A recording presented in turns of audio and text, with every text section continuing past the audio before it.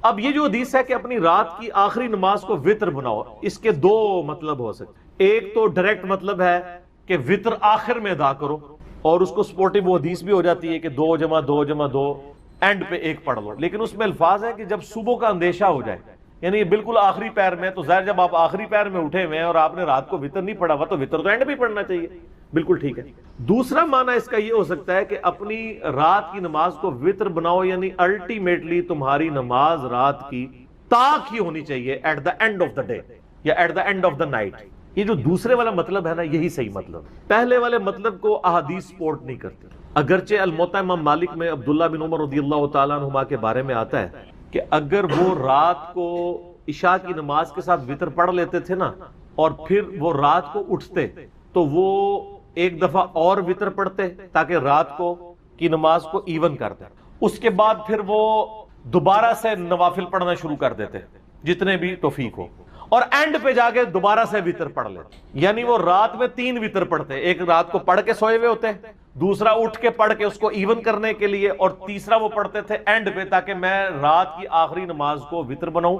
عبداللہ بن عمر یہی فارم لیا کرتے تھے کہ اپنی رات کی نماز کو وطر بناؤ سے مطلب یہ ہے کہ وطر اینڈ پہ پڑھنے سے، یہ انہوں نے فارم لیا ہوا تھا، اور یہ فارم ان کا احادیث سے سپورٹیو نہیں تھا، ان کا ذاتی فارم تھا، کیونکہ مسند ابن الجعد، آپ کو پتا نا ابن الجعد ایک محدث ہے، احمد بن حنبل کے استاد ہیں، ان کی بھی ایک مسند ہے، اس میں یہی جب روایت آتی ہے نا الموطا امام مالک والی، تو اس میں عبداللہ بن عمر خود کلیئر فرماتے ہیں کہ یہ جو میں اجتہاد کرتا ہوں نا کہ میں رات کو 3 دفعہ وطر پڑھ لیتا ہوں، پہلے وطر پڑھے پھر اس کو ایون کیا، وطر پڑھ کے پھر اینڈ پہ وطر، یہ میری ذاتی رائے ہے، میں نے نبی علیہ السلام یا خلفائے راشدین کو ایسا کرتے ہوئے نہیں دیکھا۔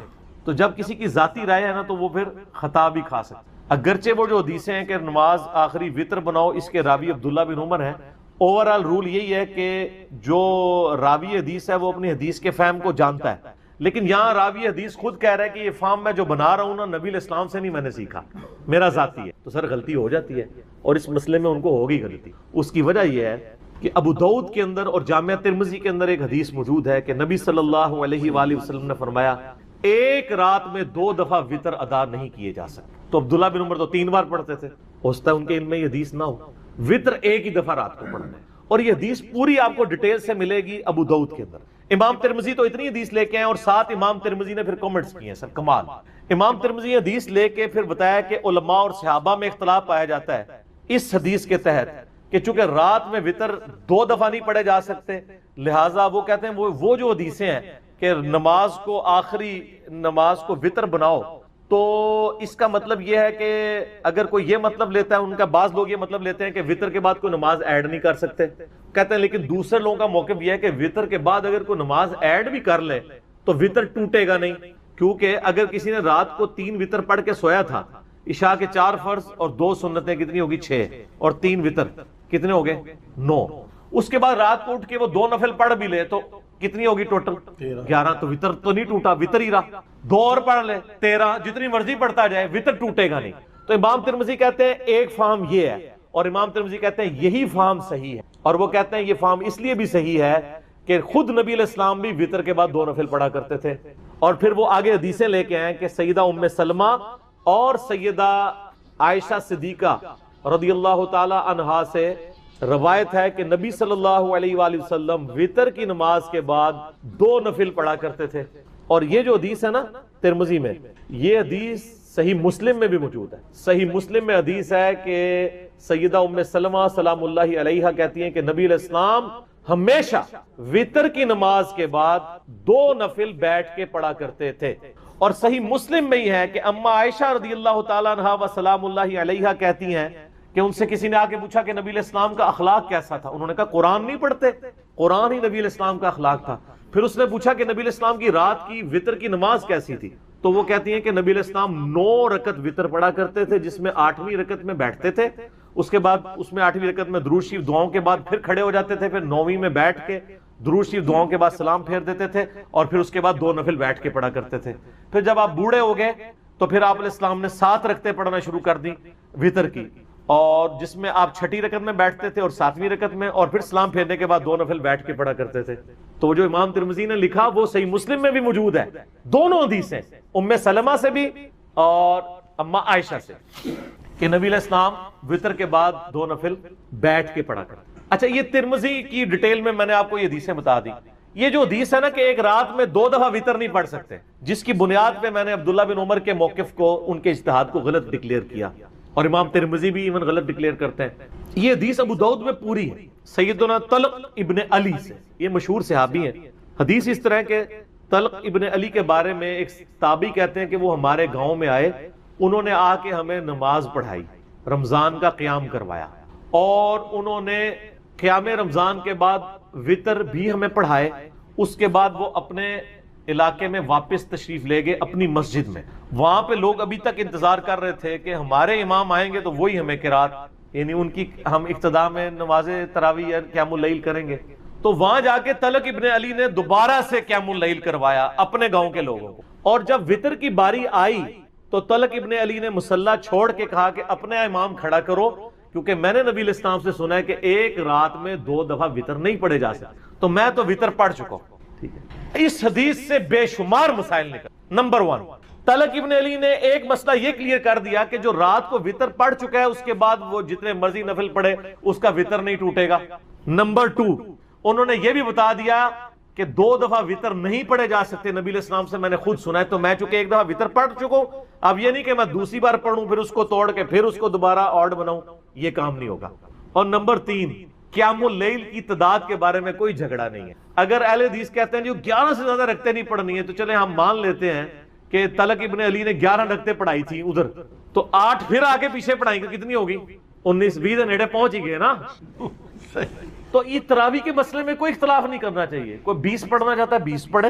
اور یہ جو جھگڑا بنایا نا کہ جی وہ نبی علیہ السلام سے 11، ہم کہتے ہیں عمومی عمل 11 ہی ہے، لیکن اگر کوئی 11 سے زیادہ پڑھ لیتا ہے نا تو صحابہ کرام اس کے جواز کے قائل ہیں. اسی لیے آپ کو یعنی تابعین میں 40 رکعت تک، امام مالک تو 40 رکعت کے قائل ہیں، تبع تابعی ہیں، اور وہ قائل ہیں عطا بن ابن ابی رباح سے، وہ 20 رکعت پڑھا کرتے تھے. اس طرح کئی اور تابعین ہیں جو 40 رکعت بھی پڑھا کرتے تھے. یہ نفلی عبادت ہے، اس میں کوئی جھگڑا نہیں. اور پھر وہ کہتے ہیں نہیں، والے حدیث کہتے ہیں نہیں جی جماعت کے ساتھ آپ 11 رکعت پڑھیں، بغیر جماعت کے پڑھ لیں. تو یہاں تو طلق ابن علی نے 2 جگہ جماعت کروائی ہے اور پیچھے نہیں پڑھی، خود پڑھائی ہے.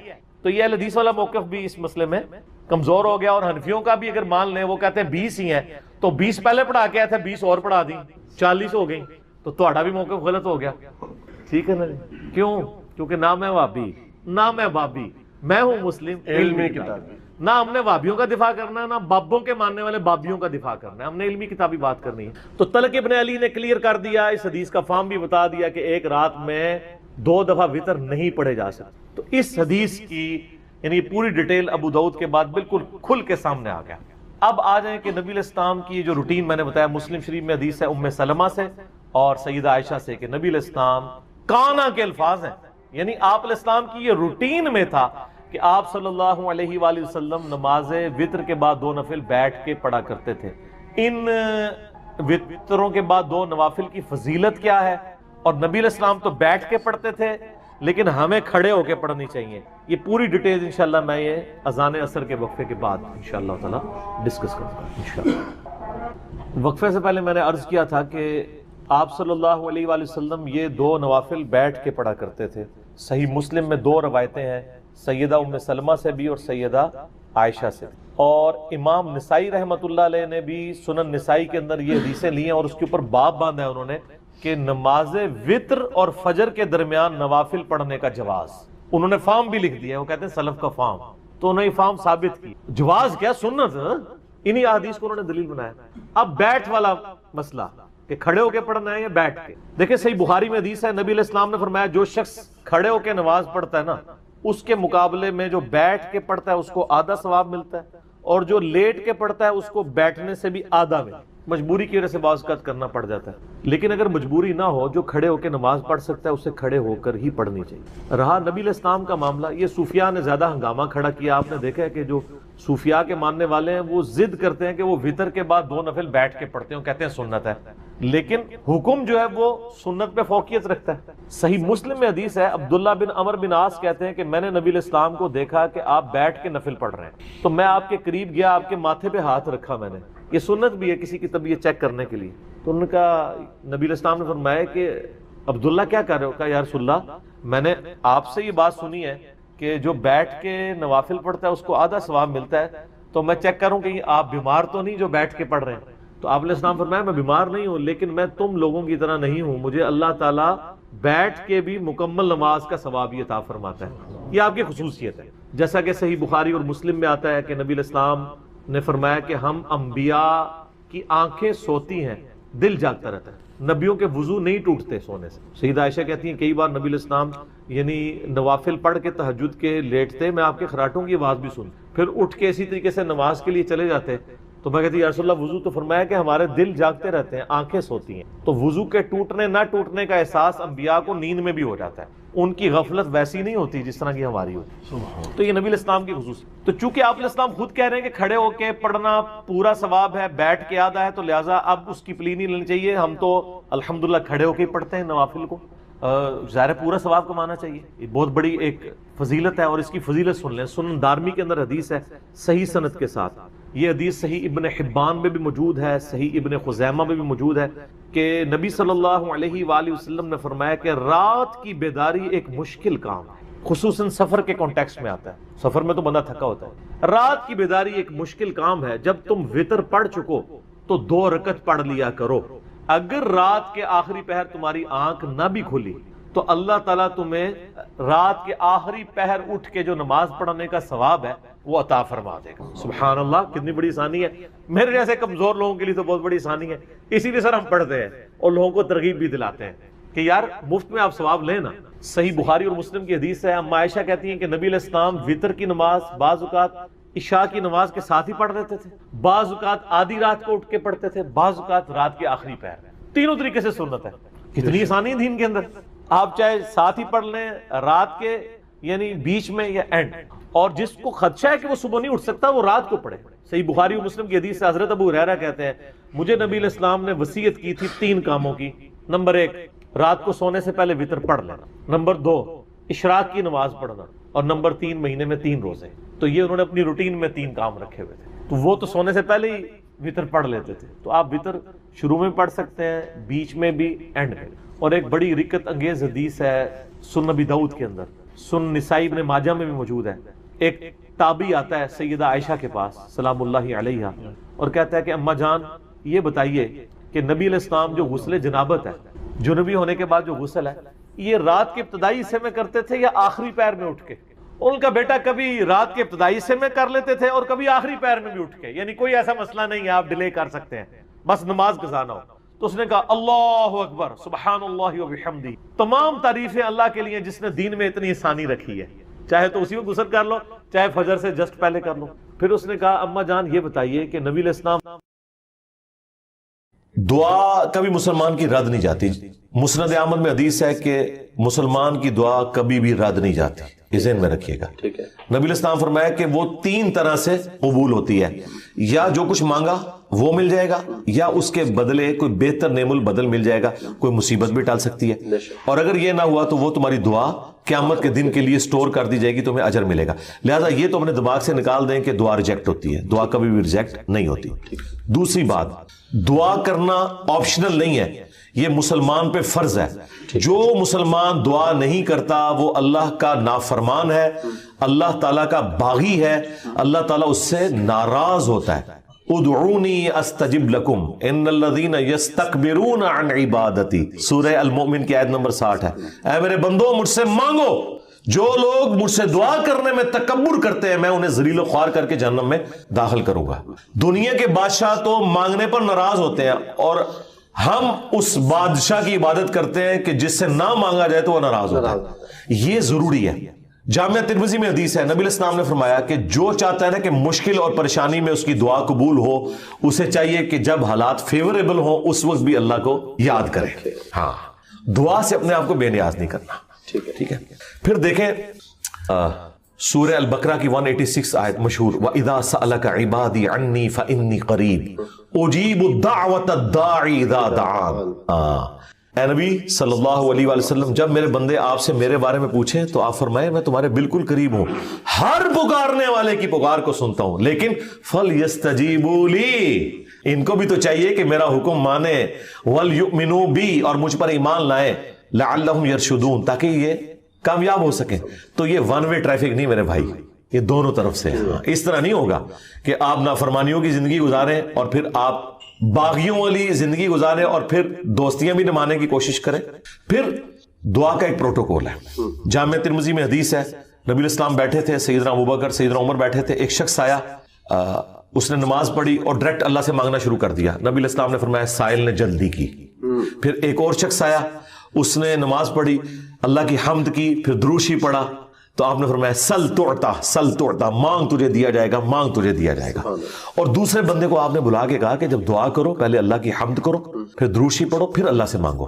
اور نماز میں دیکھیں پہلے ہم اللہ کی حمد کرتے ہیں, التحیات للہ والصلوات والطیبات, پھر سلام عرض کرتے ہیں, اس کے بعد دروشی پڑھتے ہیں اور اینڈ پہ دعا. یہ پروٹوکول ہے دعا کا, یہ طریقہ ہے دعا کرنے کا. آپ نے دعا اس طریقے سے اللہ کے حضور پیش کرنی ہے تو دعائیں اللہ تعالیٰ قبول فرمانے والا ہے. اور بعض اوقات انسان یہ چاہتا ہے کہ جو میں مانگ رہا ہوں نا یہی مجھے مل جائے. یہ سب سے بڑی انسان کی کمزوری ہے. میں اپنی زندگی میں کئی ایسی دعائیں جانتا ہوں جو میں آج کہتا ہوں کہ شکر ہے وہ قبول نہیں ہوئی, اور اس وقت اگر آپ مجھے پوچھتے تو میں کہتا کہ میری زندگی کی سب سے بڑی خواہش یہ ہے. میں نے خلاف کعبہ 2002 میں پکڑ کے دعا کی تھی کہ اے اللہ مجھے بریلوی مارنا, بجائے یہ کہنے کہ مسلمان مارنا. میں ایک فرقے کے لیے دعا کر رہا تھا. شکر ہے یا اللہ قبول نہیں کی تھی, تیری مہربانی. آندہ بھی کوئی دعا قبول نہ آئے اسی میں بہتری ہے جو قرآن میں ہے نا. جس چیز سے تم کراہت محسوس کر رہے ہوتے ہو عین ممکن ہے اس میں تمہارے لیے خیر چھپی بھی ہو. اللہ جانتا ہے, تم نہیں جانتے. بعض اوقات انسان کسی چیز میں کراہت محسوس کر رہا ہے, اس میں خیر چھپی ہوئی ہے, اور جس چیز کو محبت کی نظر سے دیکھ رہا ہے اس میں اس کے لیے شر چھپا ہوا ہے. اس کو ڈاکٹر ذاکر نائک نے بڑی مثال پیاری دی تھی کہ آپ کا امریکہ میں کوئی بزنس ہو اور آپ نے فلائٹ سے پہنچنا ہو, میٹنگ ہو آپ کی, اور وہ میٹنگ آپ اٹینڈ کریں تو آپ کو کروڑوں کا بزنس ملنے والا ہے, اور اگر رہ جائے تو آپ کا اتنا نقصان ہو جائے گا سارے بزنس مین کے لیے.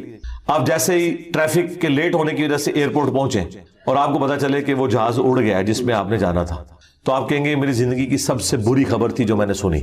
اور اسی گاڑی میں واپس آتے ہوئے آپ کو خبر ملے کہ وہ جہاز کریش کر گیا, تو آپ کہیں گے وہ میری زندگی کی سب سے بہترین خبر تھی جو میں نے اس وقت سنی تھی, شکر ہے میں نہیں بیٹھا اس میں.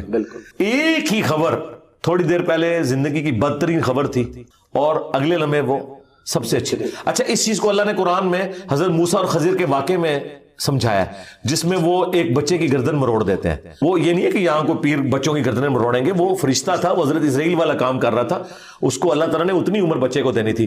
لیکن اس کے جواب میں انہوں نے کیا کہا کہ تمہارے رب نے ارادہ کیا کہ اس سے بہتر اولاد انہیں دے, کیونکہ اس اولاد نے ذلیل کروانا تھا ماں باپ کو. تو مسئلہ تقدیر سمجھایا گیا نا کہ اگر کوئی تکلیف پہنچتی ہے تو آپ کو نہیں پتا. اور واصف علی واصف صاحب کہتے ہیں میں ایک دفعہ داتا دربار بیٹھا ہوا تھا, ایک بندہ دعا کر رہا تھا یا اللہ جو 25 سال پہلے میں نے دعا مانگی تھی وہ واپس لے لے, یہی وہ ریپیٹ کر رہا تھا. تو میں نے اسے بعد میں پوچھا کہ یہ آپ کیا بات کر رہے ہیں, تو کہنے لگا میں نے, میری بیٹیاں ہی تھیں, ساری اچھی نکلی ہیں, لیکن میری تسلی نہیں ہوتی تھی. 25 سال پہلے میں نے ایک بیٹا مانگا رو رو کے, کتنی منتوں سے مرادوں سے, اور وہ چرس اور ہیروئن کے نشے میں پڑ گیا تو گھر کا سارا سامان اس نے بیچ دیا. تو بڑا بہتر کیا تھا اللہ نے جو مجھے بیٹا نہیں دیا ہوا تھا, تو یا اللہ وہ دعا واپس لے لے. ٹھیک ہے, اس لیے آپ نے اپنے معاملات کو ذرا دیکھ کے بھی چلنا ہوتا ہے, لیکن دعا ضرور مانگیں. اللہ تعالیٰ کے بارے میں پیسمسٹک نہ ہو, آپٹیمسٹک. نبی الاسلام کی حدیث ہے بخاری مسلم میں کہ کبھی یوں بھی دعا نہیں کرنی کہ اگر یا اللہ تو چاہے, اگر مگر نہیں, پورے پیشن سے مانگیں, صحیح دعا مانگیں. اور مسلم شریف میں حدیث ہے نبی الاسلام کے ایک صحابی اتنے بیمار ہوئے کہ وہ ہڈیوں کا پنجر بن گئے. نبی الاسلام ان کی عادت کرنے گئے, آپ نے کہا کہ تو اللہ سے کیا مانگتا ہے یہ جو تیری حالت ہوئی ہوئی ہے؟ تو نے کہا یا رسول اللہ میں اللہ سے ایک ہی دعا مانگتا ہوں کہ اے اللہ جو تو نے مجھے آخرت میں عذاب دینا ہے نا دنیا میں دے لے. نبی الاسلام نے کہا سبحان اللہ, اللہ پاک ہے, یہ تو نے کیا عقیدہ بنایا ہوا ہے. یعنی حضور جب حیران ہوتے تھے نا تو یعنی غلطیوں سے پاک تو اللہ ہی ہے, یہ کہتے تھے. وہ یہ تیرے اندر سکت ہے کہ تو دنیا میں بھی اللہ کا عذاب برداشت کر سکے, اور تجھے تو چاہیے تھا تو کہتا اللہم ربنا آتنا فی الدنیا حسنہ وفی الآخرۃ حسنۃ وقنا عذاب النار. اے اللہ مجھے دنیا میں بھی بھلائیاں عطا فرما, آخرت میں بھی بھلائیاں عطا فرما, اور آخرت کی سب سے بڑی بھلائی مجھے دے وقنا عذاب النار, جہنم کی آگ سے بچا لے. تو نبی الاسلام نے کہا یہ پڑھ. اس نے پڑھنا شروع کیا. صحابہ کرام کہتے ہیں کچھ دنوں بعد وہ ایسے ہو گیا جیسے مردہ زندہ ہو جاتا ہے, بالکل ٹھیک ہو گیا. ٹھیک ہے, تو اندازہ کریں کہ بعض اوقات ہماری اپنی مس ہینڈلنگ ہوتی ہیں. پھر نبی الاسلام نے کچھ ہمیں راستہ بھی بتایا.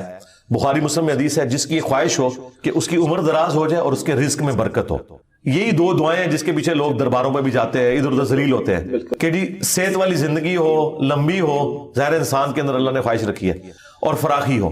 نبی الاسلام نے یہ دونوں چیزیں گنوائی, بخاری مسلم کے الفاظ ہیں, جو یہ چاہتا ہے نا وہ اپنے رشتہ داروں کے ساتھ اس نے سلوک کرے.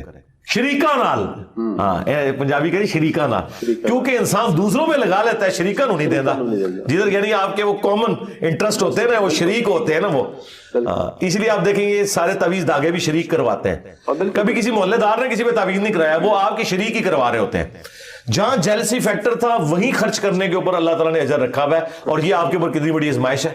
جہاں آپ خرچ نہیں کرنا چاہتے وہاں آپ نے خرچ کرنا ہے. اب جو آپ نے وسیلہ اور توسل کی بات کی, وہ صحیح بخاری میں حدیث ہے 1010 نمبر حدیث 1010 کہ حضرت عمر فاروق رضی اللہ تعالیٰ کے دور میں جب قحط پڑ جاتا تو وہ دعا کرتے اللہم, اللہ تعالیٰ کو مخاطب کر کے کہ اے اللہ انا کننا نتوسل الیک بنبینا, پہلے ہم تیرے نبی سے دعائیں کروایا کرتے تھے, اب ان کی وفات کے بعد ان کے چچا کو لے کے آئے, ان کی دعا کی برکت سے بارش نازل فرما, اور وہ بارش نازل ہو جاتی. یہ حضرت عمر نے امت کو عقیدہ دیا ہے کہ توسل اور وسیلہ یہ نہیں ہے کہ کسی کے واسطے آپ نے ڈالنے ہیں اللہ کو, بلکہ یہ ہے کہ اس نیک بندے سے جا کے دعا کروانی ہے. بخاری مسلم میں ہے کہ بارش نہیں ہوتی تھی, صحابہ کرام نبی علیہ السلام سے دعا کرواتے تھے, دعا کی برکت سے بارش ہو جاتی تھی. اب قبر رسول پہ جا کے آپ نے نبی علیہ السلام سے کوئی نہیں مانگنا, ہاں وہ دعاؤں کی قبولیت کی جگہ ہے, وہاں کھڑے ہوں صلاۃ والسلام عرض کریں.